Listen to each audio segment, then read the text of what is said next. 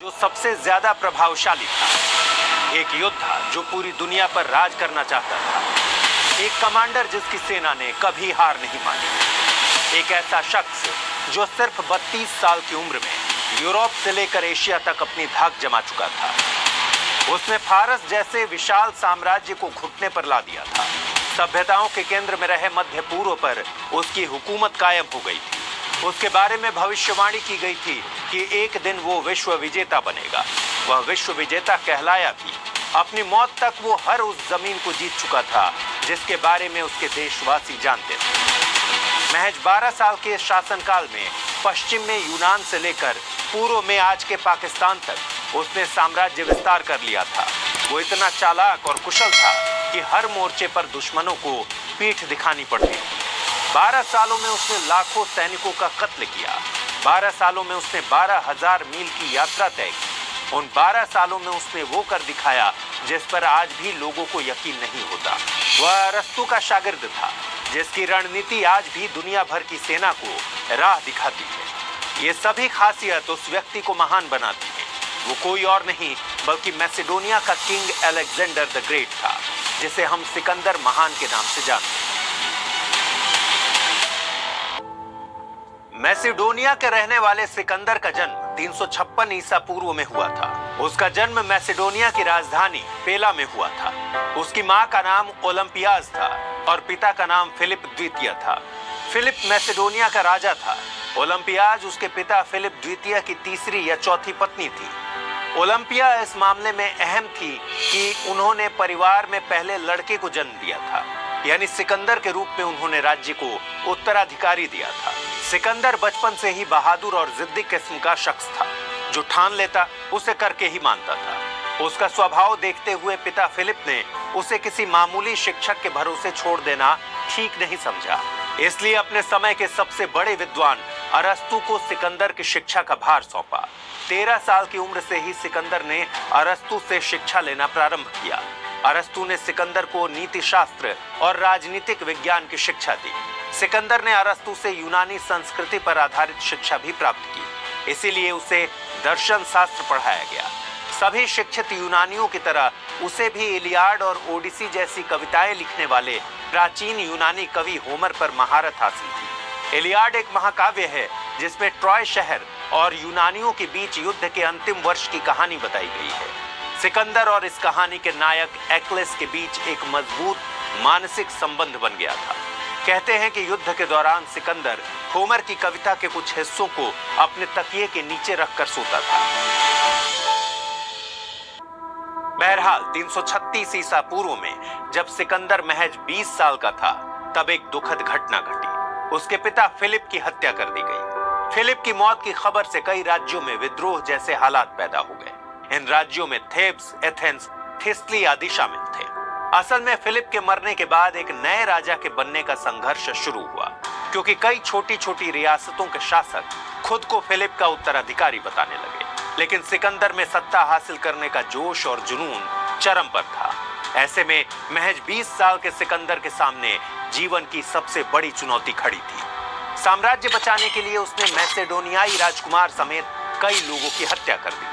अपने एक सौतेले भाई फिलिप एरिडाइस को छोड़कर उसने अपने सभी भाइयों, चचेरे भाइयों और उन सारे लोगों को मार डाला जो उसके राजा बनने के रास्ते में रुकावट बन सकते थे। इस संघर्ष में सिकंदर ने अपने सभी विरोधियों का सफाया कर दिया और मात्र 20 साल की उम्र में वो राजा बन गया। यानी सिकंदर ने अपने शासनकाल की शुरुआत सिंहासन के प्रतिद्वंद्वियों को खत्म करके की। इसके बाद सिकंदर ने 12 सालों तक शासन किया।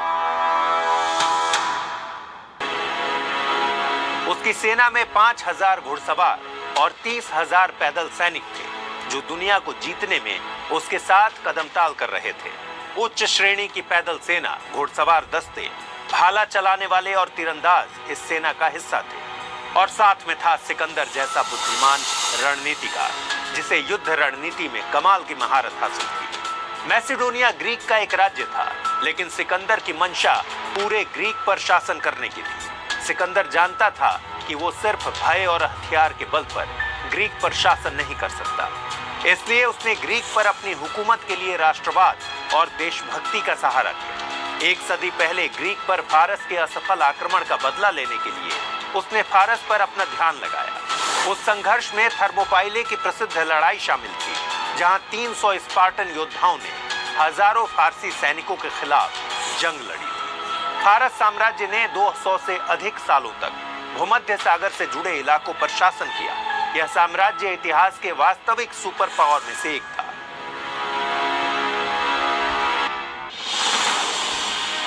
लिहाजा विश्व विजेता बनने के अभियान की शुरुआत उसने फारस पर हमले से की, जहां उसकी सेना का परीक्षण दुनिया की सबसे बड़ी और सबसे अच्छी प्रशिक्षित लड़ाकू सेना के खिलाफ होना था।